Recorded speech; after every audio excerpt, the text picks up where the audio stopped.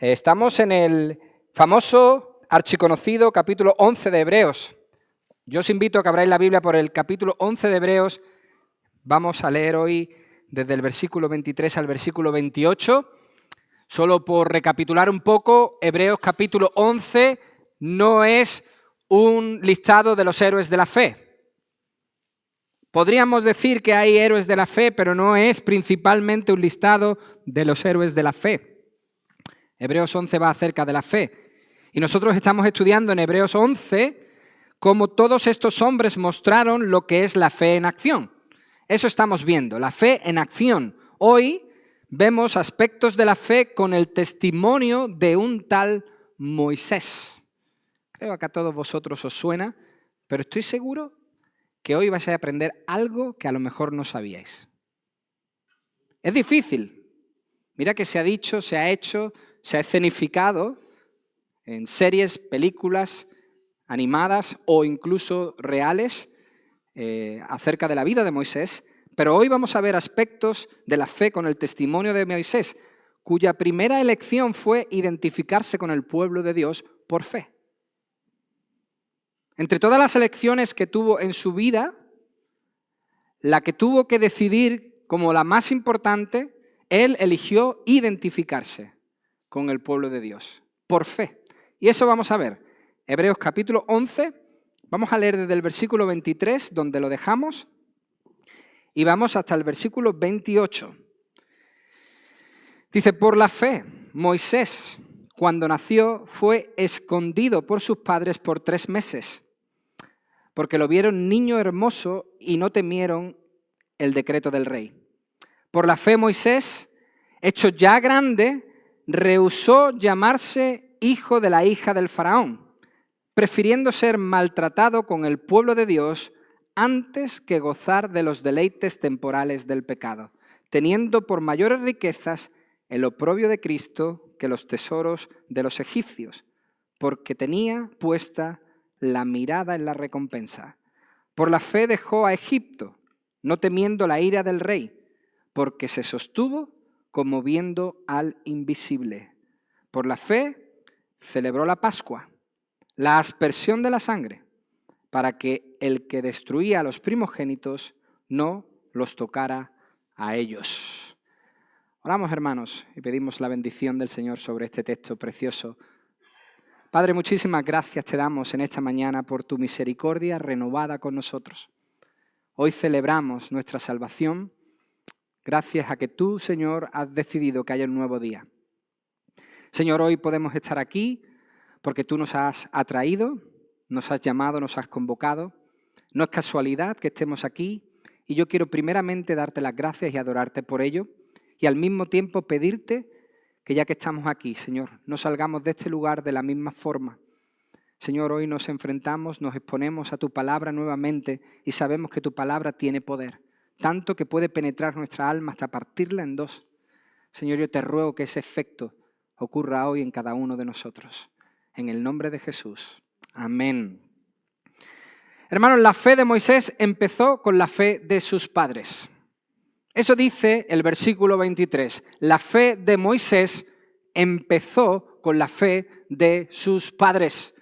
Así es como terminamos, qué curioso, el estudio la semana pasada, viendo cómo la fe pasó de Abraham a Isaac, de Isaac a Jacob, de Jacob a los 12 y así sucesivamente. Pues hoy vemos lo mismo, cómo la fe de Moisés empezó con la fe de sus padres. Ahora bien, para entender el contexto de la vida de Moisés, tenemos que ir mucho tiempo antes.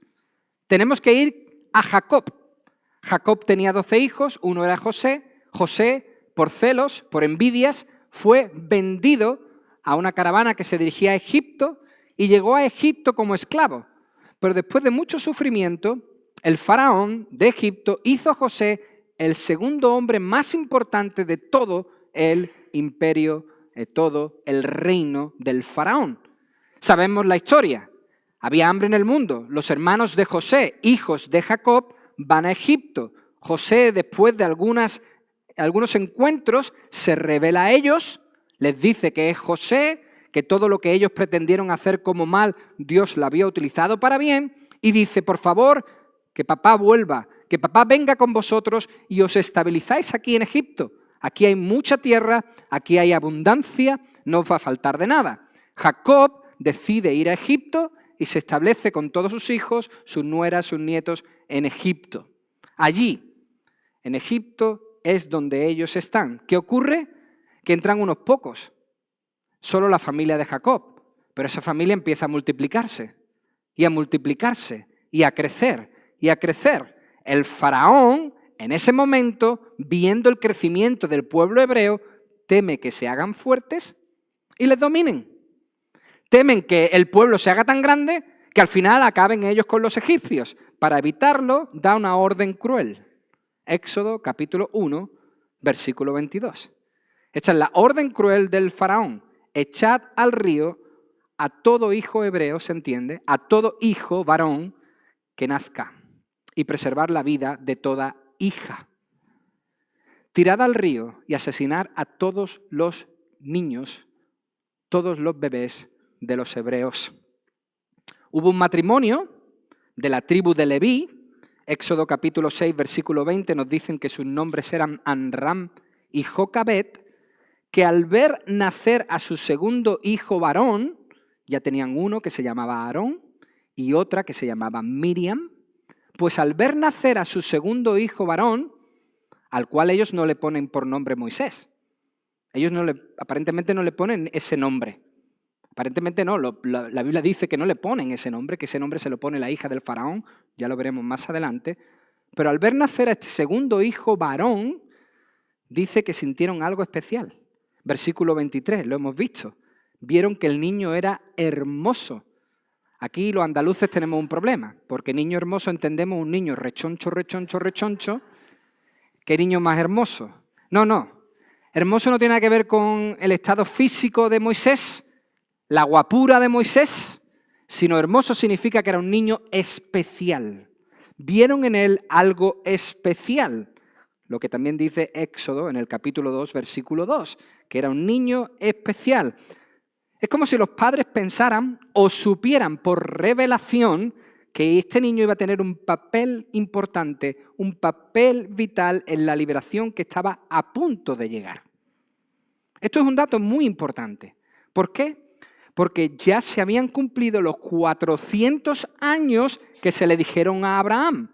Génesis 15:13. Dios le dice a Abraham, 400 años vais a estar en un lugar siendo oprimidos. No se le dice que iba a ser Egipto, pero se le dice que iba a suceder así. Ya se habían cumplido los 400 años.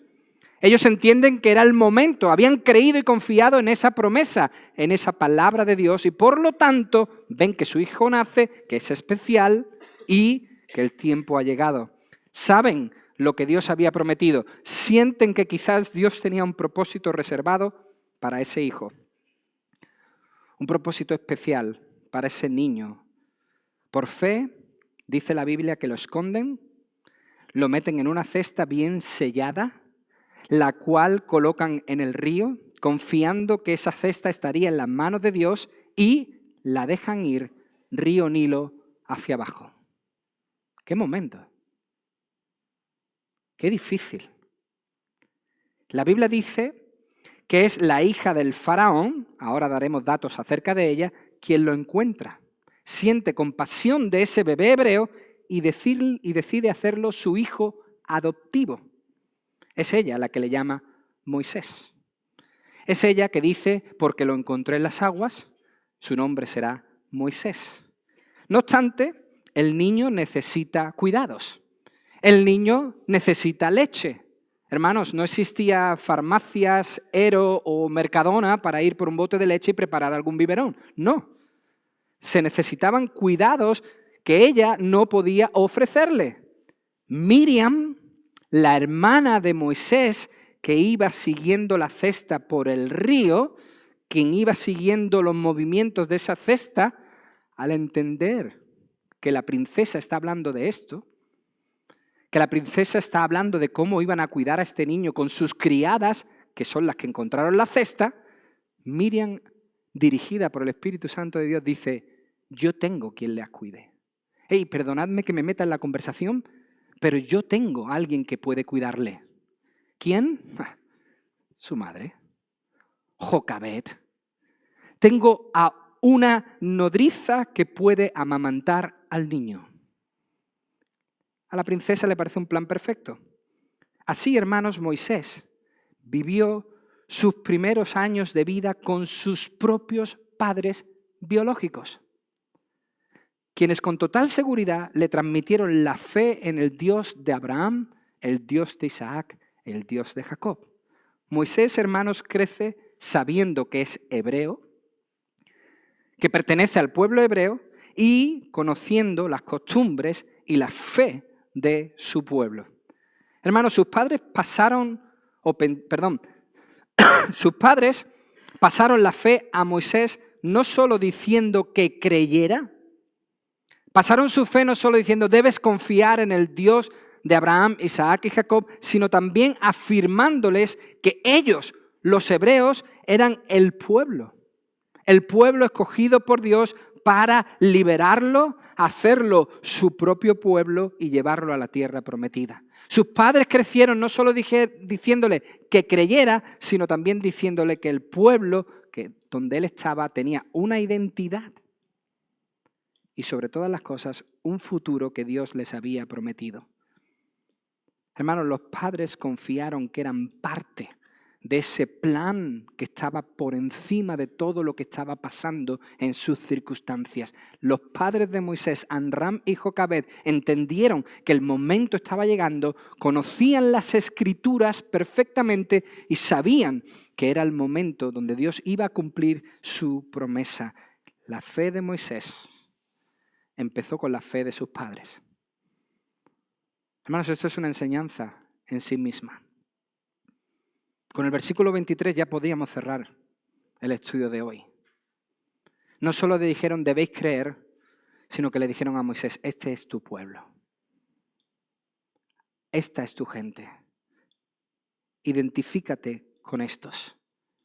Qué bueno, porque hoy vivimos en un mundo muy individualista, donde creamos individuos que solo piensan en uno, en el yo. Hermanos, debemos transmitir a los nuestros, no solo que crean en Dios, sino que son parte de este pueblo, que se identifiquen con este pueblo. Y no debemos olvidar algo muy importante en el libro de Hebreos. No debemos olvidar que el autor, quien escribe esta carta, está escribiendo a estos hebreos. ¿Por qué? Porque estaban siendo perseguidos, maltratados, perseguidos violentamente en Roma. Estos hebreos querían volver al judaísmo porque estaban siendo perseguidos. Querían rendirse, querían abandonar. Por eso, cuando leemos Hebreos 11, encontramos una conexión tremenda. El autor usa estos ejemplos del Antiguo Testamento para que estos pudiesen perseverar, seguir adelante y no rendirse como hicieron los ejemplos del Antiguo Testamento. Las circunstancias, como veis, eran exactamente iguales. Las circunstancias de los padres de Moisés eran exactamente iguales a las que estaban viviendo estos hebreos. Ellos, los padres de Moisés, estaban siendo perseguidos. ¿Por quién? Por el faraón. El faraón los estaba maltratando. Los hebreos estaban siendo perseguidos ¿por quién? Por el César. Los estaban maltratando. Las circunstancias eran exactamente iguales y el autor lo sabe y utiliza de manera sabia estos ejemplos para motivar a la iglesia a seguir hacia adelante. ¿Qué iban a elegir? ¿Una vida cómoda con los placeres del Imperio Romano? ¿O la identificación y futuro con el pueblo de Dios? Hermanos, esa es la gran pregunta de Hebreos. ¿Qué iban a elegir? ¿Seguir a Cristo o volver al judaísmo? Pero esa no es una disyuntiva que vivieron los hebreos únicamente en la historia. Siempre ha ocurrido. De hecho, a esa disyuntiva se enfrentó Moisés. Eso vemos en el versículo 24. Esa gran duda llegó a la vida de Moisés y tuvo que elegir. Tuvo que decidir. Hermanos, os voy a contar un poco la historia en un contexto mucho más profundo y espero que me podáis seguir. Porque dice la Biblia y Enciclopedia Estándar Internacional que hay controversias con respecto a las fechas del Éxodo y sobre quién reinaba cuando nació Moisés en Egipto. Hay algunas diferencias. Fijaos, El Príncipe de Egipto, la famosa película que vemos, y la de Charlton Heston, esa que dura 5 cultos, esa película, El Príncipe de Egipto, y todo Hollywood dicen que el faraón era Ramsés II. Pero parece que no, hermanos, parece que no, porque las evidencias bíblicas, históricas y arqueológicas sitúan la fecha del nacimiento de Moisés en el año 1537 a.C. y el Éxodo, o sea, la salida, la liberación del pueblo de Israel de Egipto en el año 1446 a.C., cuando en ese momento reinaban como faraones en Egipto Tutmosis I, Tutmosis II y Tutmosis III. Por lo tanto, no estamos hablando de Ramsés. De hecho, la Biblia no da ningún dato de que fuese Ramsés el faraón. Todos estos, Tutmosis I, II y III, tienen parte dentro de la historia del Éxodo. Y eso es lo que vamos a explicar. Si eso fue así, y hay muchas evidencias, claras evidencias de que fue así, quien encontró a Moisés en el río Nilo fue, a ver si lo sé decir, Hatshepsut, hija del faraón Tutmosis I. Tutmosis I tenía una hija que se llamaba Hatshepsut. El esposo de Hatshepsut fue su hermanastro. Aquí todo el mundo se tira las manos a la cabeza diciendo ¡wow! Hermanos, esa era la costumbre dentro de la realeza egipcia, casar a los hijos para que la dinastía siguiese. Por lo tanto, ya tenemos que el papá es Tutmosis I, quien tiene a Hatshepsut, que se casa con su hermanastro Tutmosis II. Hatshepsut y Tutmosis II tuvieron una hija hembra llamada Neferura. Después de ella, Hatshepsut nos dice la historia que no pudo tener más hijos. Solo tuvo una hija, no pudo tener más, por lo que presumiblemente Moisés fue su único hijo varón, hijo adoptivo, el único que tuvo. En cambio, su marido Tutmosis II sí tuvo otros hijos. Tuvo un hijo con su concubina Isis, al cual llamó Tutmosis III. No se complicaban mucho la vida, ¿verdad? Tutmosis III. Por lo tanto, el abuelo es Tutmosis I, quien tiene a Hatshepsut, la que encuentra a Moisés. Esta se casa con Tutmosis II, no puede tener más hijos, adopta a Moisés como su propio hijo, pero el marido, con su concubina, sí tiene a Tutmosis III, quien, esto es muy importante, quien como Moisés ya no estaba, y ahora veremos por qué no estaba, ocupó el trono. Fue Tutmosis III el que reinaba. Y este fue al que muy probablemente se tuvo que enfrentar Moisés para que dejara salir a su pueblo libre de Egipto. Dice Wikipedia que Tutmosis I, el padre de Hatshepsut, fue quien restableció el poder y el prestigio de Egipto en Oriente Medio después del caos del segundo periodo intermedio y el dominio extranjero, esto es, los Hicsos. Dominio que continuó hasta su nieto, Tutmosis III, quien, se cuenta que era el Napoleón de su época, quien estableció firmemente el poder en Egipto desde el Éufrates, atentos a esto, hasta el final del río Nilo.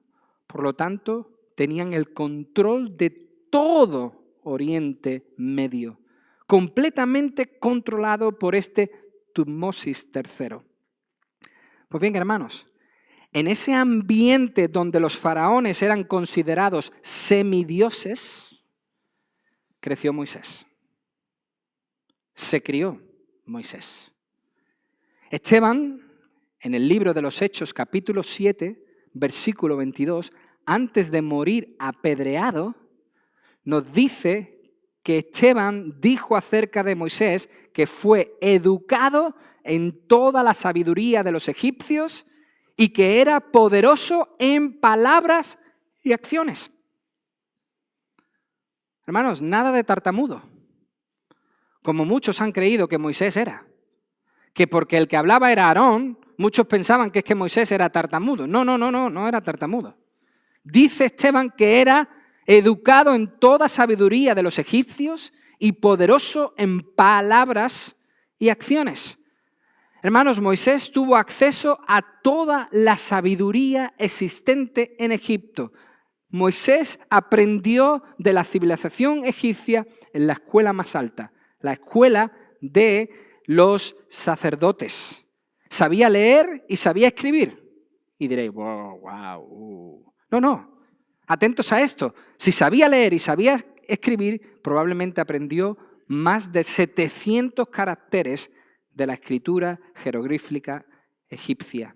No solo eso, a Moisés se le habría enseñado astronomía, conocimientos médicos, comercio internacional, sería bueno en matemáticas y ciencias, también habría aprendido geometría para poder encontrar las áreas y los volúmenes, donde los egipcios no eran cualquier cosa, sino unos genios, unos adelantados de la época. ¿Lo vemos?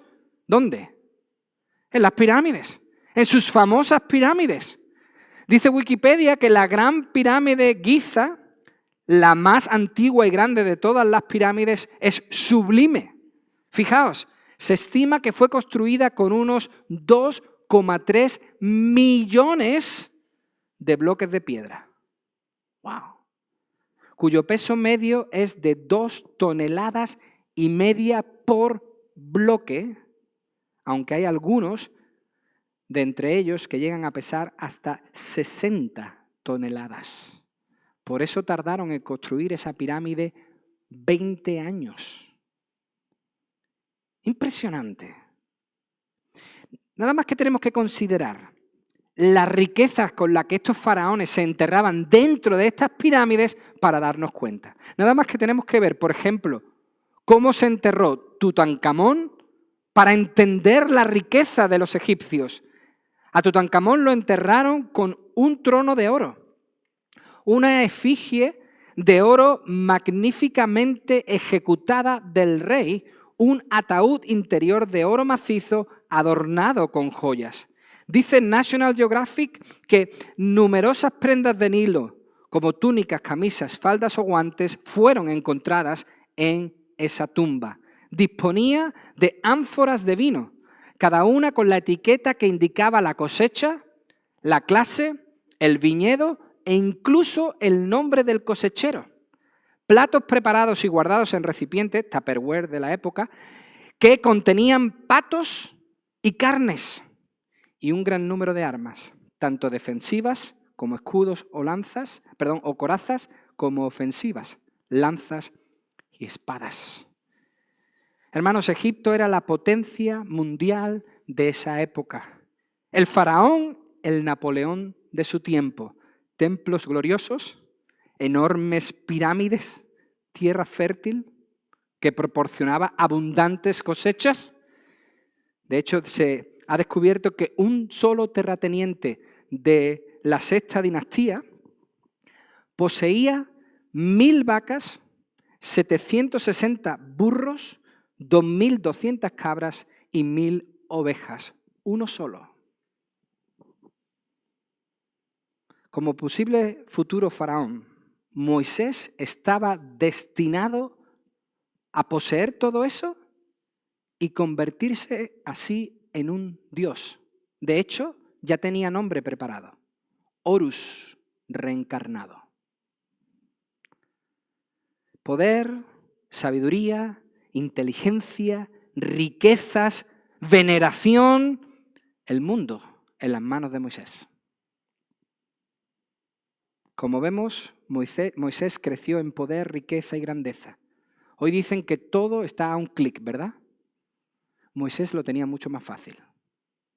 A veces ni tenía que hablar y ya le era concedido. Pero eligió la fe. eligió la fe. La renuncia a Egipto, a todo eso, podía haber significado fácilmente la muerte de Moisés como traidor. Pero eligió la fe. En medio de todo eso que atrapa a cualquier persona, en medio de toda esa pompa que agarra cualquier alma de un ser humano, Moisés prefirió lo que no se veía. Tenía todo a su disposición. Hablaba y se hacía. Su palabra era ley. Pero prefirió lo que no podía ver. Dice el versículo 24 que hecho ya grande, esto significa en el momento donde ya podía tomar sus decisiones, en el momento donde decidir qué hacer, si ser faraón o ser un simple hebreo, versículo 25, prefirió, eso significa eligió, tomó una elección consciente, de manera decidida, voluntaria, sabiendo lo que hacía, prefirió, versículo 25, el maltrato. Eligió estar con su pueblo maltratado. O sea, prefirió que lo malo cayese sobre él antes, versículo 25, que gozar. Esa palabra significa poseer. Prefirió que cayese lo malo sobre él antes que poseer todo lo que era suyo. Le pertenecía. Lo iba a heredar. No lo había robado. No había engañado a nadie, le pertenecía, pero prefirió que lo malo cayese sobre él, estar con los que sufrían, antes que poseer. Y hermanos, lo tenía todo. Todos los placeres de Egipto, como los que le escogió Tutankamón, pero eligió creer, confiar en la promesa. Una imagen anticipada de lo que luego haría nuestro Señor Jesucristo. Eso dice Filipenses capítulo 2, versículo 6. Jesús, siendo en forma de Dios, siendo Dios, no estimó el ser igual a Dios como cosa a que aferrarse. ¿Qué hizo? Se despojó a sí mismo.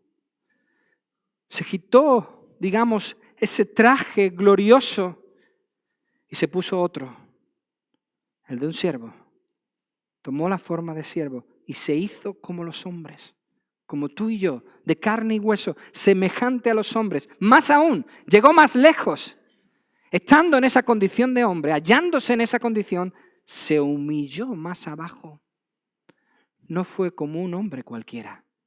Se humilló a sí mismo, haciéndose obediente hasta la muerte y muerte de cruz. Hermanos, Jesús cambió la gloria por la cruz. Jesús no eligió la gloria, eligió la cruz. Esto lo sabemos porque esa reunión ya hablamos de ella anteriormente en el capítulo 9, donde Jesús, Dios Hijo, el Padre y también Dios Espíritu Santo decidieron que así fuera. Jesús eligió la cruz. De hecho, Hebreos 12, 2 dice que por el gozo puesto delante de él sufrió la cruz. Por los beneficios que la cruz iba a traer a la humanidad. Y el gozo de Dios al ver que la humanidad verdaderamente iba a ser rescatada y llevada a la tierra prometida, sufrió la cruz. Lo que dice 2 Corintios capítulo 8, versículo 9. Se hizo pobre, siendo rico. ¿Para qué? Para que nosotros, con su pobreza, fuéramos hechos ricos. Él cambió su gloria por una cruz para que nosotros que íbamos a la cruz fuésemos a la gloria. No hay mejor obra de sustitución que lo que Jesús hizo. Pues hermanos, a unos niveles mucho más bajos, por supuesto, eso es lo que hizo Moisés. La palabra, de hecho, en el versículo 26, teniendo, significa hacer cálculos. O sea, hubo un momento cuando Moisés era ya mayor, cuando ya podía decidir, que hizo cálculos, que se planteó las cosas, que tenía esa disyuntiva, esos dos caminos delante, hizo cálculos. ¿Y sabéis qué? Es como la declaración de la renta. ¿Te sale más rentable una cosa o no? ¿Le salía más rentable a Moisés después de haber hecho cálculos? ¿Le salió más rentable Dios? Estar con su pueblo, que las riquezas, el poder o ser llamado un Dios. Y hermanos, al identificarse Moisés con el pueblo de Dios, al preferir estar con el pueblo de Dios y no estar con Egipto, ¿sabéis qué hizo sin saberlo? Se identificó con los sufrimientos de Cristo. Eso hacemos tú y yo cuando por fe nos identificamos con este pueblo. Nos identificamos con los sufrimientos de Cristo. Estamos dispuestos, preparados. Hermanos, si no nos identificamos con este pueblo presente nada más. Este no es el único pueblo de Dios. Y no me refiero a esta única iglesia, haciéndoos ver que hay más iglesias. No. El único pueblo de Dios no es el que hoy existe sobre la tierra. Hay un pueblo que ya ha pasado y hay un pueblo que vendrá. Con todo ese pueblo nos identificamos. Somos escogidos por Dios para ser llamados ahora sus hijos y pertenecer a ese pueblo. Moisés lo dejó todo por la promesa. Lo dejó todo por la recompensa. Lo dejó todo por la tierra prometida. Nada de eso lo veía, nada de eso lo contemplaba. De hecho, nunca pudo ver la tierra prometida. Y lo dejó todo por eso. Creyó que lo que no se veía sería mucho mejor que lo que veía en Egipto, aunque era grande y aunque era mucho y valioso. Ahora corren por ahí vídeos donde unas personas de manera random, lo he dicho, eso significa de manera rara, extraña, se acercan a otros en la calle y le dicen, toma, 100 euros o lo que hay en esta bolsa. La gente empieza a dudar y dice, 500 euros o lo que hay en esta bolsa. Y van subiendo 1.000, 2.000 o lo que hay en esta bolsa. Poneos en el caso de Moisés. ¿El mundo entero o lo que hay que no se ve? ¿Qué elegirías tú? Moisés eligió lo que no se ve. Eso es lo que dice el versículo 6. Sin fe es imposible agradar a Dios, porque es necesario que el que se acerca a Dios crea que Él existe. Y atentos, se nos olvida esta parte, y que recompensa a los que le buscan. Eso hizo Moisés. Prefirió la recompensa. Para Moisés la recompensa era más grande que todo lo demás. Pero no solo es el caso de Moisés. Hay muchos casos durante la historia. Muchos casos en la Biblia. Y muchos casos que no sabremos. Entre ellos está el testimonio del propio apóstol Pablo. En Filipenses capítulo 3. Es exactamente lo mismo. Pablo dice, Filipenses 3:4. ¿Lo tenemos? Bien, porque esto es maravilloso. Dice, si alguno piensa que tiene de qué confiar en la carne, yo más. Hey, ¿hay alguno que crea que es bueno? ¿Que hace las cosas bien? Os voy a explicar quién soy yo, o quién era yo. Fui circuncidado al 8º día, como dice la ley, del linaje de Israel. No de una tribu cualquiera, sino de una tribu consolera, de la tribu de Benjamín. La tribu que dio el primer rey de Israel, el rey Saúl. Por eso Pablo se llamaba Saulo, por el nombre del rey Saúl. Soy de la tribu de Benjamín, o sea, soy hebreo de hebreos, un pata negra. En cuanto a la ley, fariseo. En cuanto a celo, ninguno de los fariseos ha sido como yo. Yo he llevado el fariseísmo a lo más alto. ¿Por qué? Porque he sido perseguidor de la iglesia. No solo verbalizaba mi desencanto, mi disconformidad, el no estar de acuerdo con lo que el nuevo cristianismo había traído, sino que además lo perseguía, lo intentaba erradicar. En cuanto a la justicia que se basa en la ley, si al cielo había que ir por la ley, yo iba al primero, porque era irreprochable. Versículo 7. Pero cuantas cosas era para mí ganancia. Todo eso que para mí era lo máximo a lo que un ser humano podía aspirar, las he estimado como pérdida por amor a Cristo. Y ciertamente, aún hoy, estimo todas las cosas como pérdida por la excelencia del conocimiento de Cristo Jesús, mi Señor. Pero no solo eso, sino que por amor a Él lo he perdido todo y no me importa. No solamente lo he tirado, sino que lo considero como basura, comparado con ganar a Cristo y ser hallado en Él, ahora no teniendo mi propia justicia, porque no me lleva a ningún lado. Bueno, sí, me lleva al infierno, que se basa en la ley, sino la que se adquiere por la fe en Cristo, la justicia que procede, la salvación que viene de Dios y que se basa en la fe, en creer lo que no se ve.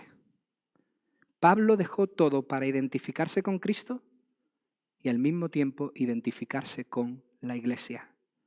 Y dice el versículo 27 de Hebreos, que por la fe Moisés dejó Egipto y perseveró sin miedo a la ira del faraón. Esto es muy importante. Perseveró en la misión que le había encomendado Dios. Es muy importante porque dice que perseveró sin miedo a la ira del faraón. Moisés al principio tuvo miedo. El capítulo 2 de Éxodo nos dice que al descubrirse que Moisés acabó con la vida del egipcio, capítulo 2 de Éxodo, versículo 14, tuvo miedo. Y pensó, me han descubierto, me tengo que ir. Tuvo miedo. Pero lo venció con el tiempo, hermanos. Dejó de temer esa ira del faraón, dice el versículo 27. Sí, tuvo miedo. Pero esa emoción del miedo no le frenó. Esa emoción del miedo no le paralizó. Esa emoción del miedo no se apoderó de él. Versículo 27. Perseveró. Dice que se sostuvo. Se sostuvo, perseveró. O sea, que confió más en Dios. El comentarista George Guthrie dice que Moisés perseveró porque prestó atención al Dios invisible en vez de ver al Rey visible. Tanto, perseveró tanto, confió tanto, que fijaos la diferencia. Salió huyendo con miedo. 40 años después de salir con miedo al desierto porque el faraón quería acabar con su vida, Moisés se presenta ahora cara a cara delante del mismo faraón, no para pedirle disculpas, no para rendirle pleitesía, sino para exigirle que dejase salir a el pueblo. Y cuando son liberados, dice el libro de Éxodo, por el brazo potente de Dios, después de plaga tras plaga, 10 de ellas, cuando son liberados y salen de Egipto hacia la tierra prometida, dice que llegan al Mar Rojo. Hay una barrera delante y lo peor de todo es que por detrás la Biblia dice que el ejército egipcio se acerca para matarles. ¿Por qué? Porque toda la ira del faraón se había encendido y se había arrepentido de dejarles salir. Se había arrepentido de dejarles escapar y dijo, acabad con ellos en el desierto. Por delante un mar, por detrás toda la ira del faraón. Y Moisés dice en Éxodo 14:13, no temáis, estad firmes y ved la salvación que Jehová os dará hoy. Porque los egipcios que hoy habéis visto, no lo volveréis a ver más. Jehová peleará por vosotros y vosotros estaréis tranquilos. ¿Se fue con miedo? Volvió sin él. Sin miedo. El miedo primero ocurrió porque Moisés confiaba en él mismo. Porque aún no conocía al Dios de Israel. Confió en él mismo queriendo liberar a uno de los suyos con sus propias fuerzas. En el Éxodo capítulo 14, la fuerza de Moisés no aparece. Ahí, en este texto que tenéis delante, solo vemos fe. Dependencia absoluta en el Dios omnipotente que salva a su pueblo. Por eso vemos que se sostuvo en la fe, en ver al invisible. ¿Qué significa eso? Que se sostuvo creyendo en el poder de Dios, creyendo en el brazo de Dios, creyendo que Dios existe, pero también creyendo que su palabra es verdad. Que la promesa futura se iba a cumplir aunque fuera invisible. De alguna forma Moisés hizo como los anteriores, la saludaba de lejos. No se veía, pero él sabía que pronto iba a llegar. Y por esa misma fe, versículo 28, y no podemos cerrar nuestro estudio de la mejor forma antes de celebrar la Santa Cena, dice que por esa misma fe celebró la Pascua, la primera Santa Cena. Por esa misma fe se celebró esa noche, antes de salir de Egipto, la Santa Cena. La Biblia dice que Dios, en esta última plaga, iba a pasar con juicio, con ira, sobre aquellos que no creyendo, no cubrieron sus puertas con sangre. Dios iba a pasar e iba a entrar en esas casas con ira. Pero también dice la Biblia que pasaría de largo con gracia y salvación sobre aquellos que por fe creyeron en su palabra. Sobre aquellos que creyeron que la sangre que habían puesto sobre las puertas sería suficiente para librarles de la muerte. Y así fue. Por eso, nosotros, los que hemos puesto nuestra fe en Jesucristo, celebramos lo mismo. Continuamos hoy celebrando exactamente lo mismo. Hoy celebramos que la ira de Dios ha pasado de largo. Ha pasado por encima. Hoy celebramos que la sangre de Cristo, un mejor sacrificio, un sacrificio perfecto, con una sangre mejor, lo hemos visto en Hebreos capítulo 10, nos protege de la ira de Dios. Y eso requiere fe. La misma fe que tuvo Moisés. Cuando tú hoy celebres la Santa Cena, estás declarando tu fe, tu confianza en que Dios existe y que su palabra es verdad. Confiando que la sangre de Cristo, de manera simbólica, te cubre de tal forma que la ira de Dios pasa por encima. Hermanos, no solo eso.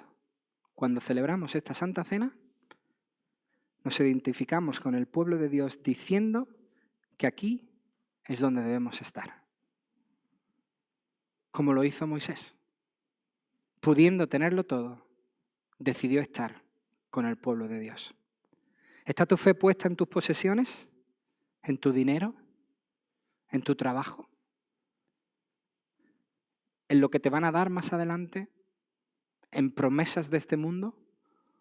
¿O está puesta en el invisible? Te digo una cosa y con esto termino. Tus posesiones no tienen ningún poder. Su poder es completamente limitado. Porque tus posesiones acaban con tu muerte. Hasta ahí pueden llegar. No pueden ir más allá. No tienen poder para el más allá. La fe, en cambio, valora más lo que no se ve. Y su poder va más allá de la muerte. Mucho más valioso es poner la fe en Jesucristo que poner tu fe en las riquezas. Señor, gracias por tu palabra, por el ejemplo de Moisés, por la fe que decide estar con el pueblo de Dios, que se identifica con el pueblo de Dios. Señor, quieras tú que nuestro corazón sea así, que prefiera antes lo que no se ve que lo que se ve, que elija, aunque sea duro, aunque sea difícil, elija estar en el pueblo, con aquellos que han sido redimidos, sacados de las tinieblas a su luz admirable. Gracias, Señor, por habernos salvado. Gracias, Señor, porque hoy podemos celebrar esta cena. Podemos celebrar, Señor, recordar de nuevo lo que tú has hecho a nuestro favor. Hoy somos conscientes de que hemos sido liberados de Egipto y vamos a ser llevados a la tierra prometida. A ti la gloria, a ti el honor. Todo es tuyo, todo te pertenece. En el nombre de Jesús. Amén.